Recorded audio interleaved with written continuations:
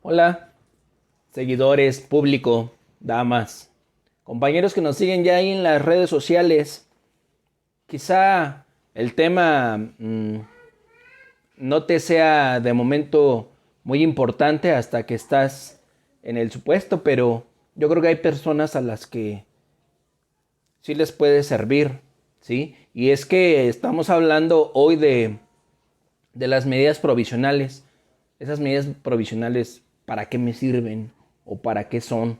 ¿O en qué momento se utilizan?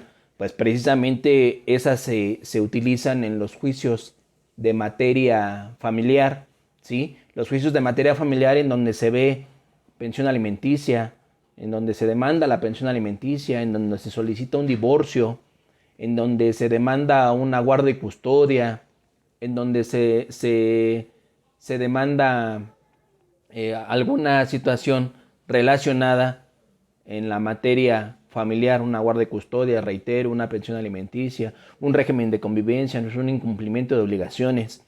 Esa y algunas otras figuras pueden ser las que encuadren en este. Bueno, en especial lo que son las medidas provisionales, pues es un apartado que se maneja desde un principio de la demanda o de la solicitud, desde el escrito inicial de esa demanda, se plantea o se solicitan esas medidas provisionales. ¿Y en qué consisten estas? Pues en que el juez de manera provisional, ¿sí? Es decir, cuando entra el proceso o cuando inicia el procedimiento, el juez debe de pronunciarse respecto de esas medidas. ¿Y en qué consisten estas? Bueno, pues en determinar una pensión alimenticia provisional, una guarda y custodia provisional, un régimen de convivencias provisional, con quién va a estar el menor, si va a tener o no esos alimentos provisionales, incluso medidas de restricción, por ejemplo, para que el menor, quien tenga la guardia y custodia provisional, pues no lo saque de la entidad o del país, ¿sí? Que no se gestione mientras tanto una visa o un pasaporte para ese menor que pudiera estar o no en riesgo hasta que sea procedente llevar a cabo y agotar pues todo ese juicio y se determine en su totalidad qué es lo que se va a tener. Incluso también esa medida provisional consiste en los cómo se van a administrar los bienes para el caso de que exista un ingreso de los bienes en donde se encuentren los cónyuges, ¿no? O el menor y su deudor o acreedor alimentista. Desde ahí se debe de ver esa parte. En otros aspectos también, si existe algún riesgo del menor en cuanto hace a su integridad o alguna situación, pues se determinará de manera provisional quién va a tener esa guarda y custodia en el momento de presentar la denuncia.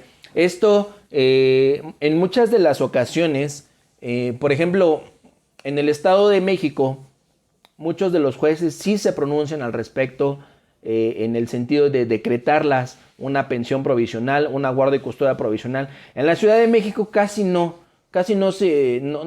sí se pronuncian, pero el único pronunciamiento que hacen es que le van a dar vista a la parte contraria hasta en tanto conteste su demanda. Bueno, pues ahí manifiesta lo que a su derecho corresponda. Y una vez que ésta conteste, a partir de ahí pueden decretarse las medidas provisionales que han sido solicitadas. Se utiliza mucho en el Estado de México y normalmente los jueces del Estado de México sí están haciendo esa mención de los alimentos, de la guardia y custodia. ¿Y esto por qué? ¿Por qué lo hacen? Y también se considera bien o prudente porque hay un interés, ese interés superior del menor que debe de prevalecer ante cualquier otra circunstancia. Entonces, por esa razón, es bueno que lo acuerden desde un principio. Sin embargo, bueno, pues también se ha utilizado para otras cuestiones abusivas o caen en el exceso.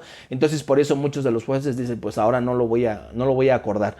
Pero esto sucede y se da mucho, ¿por qué? Porque el menor está en riesgo, porque el excónyuge está en riesgo, están en riesgo los alimentos, la integridad, el domicilio conyugal, el techo habitacional en donde estuvieron. Por eso se dan y por eso se solicitan y normalmente sucede en los asuntos de materia familiar o incluso o violencia familiar.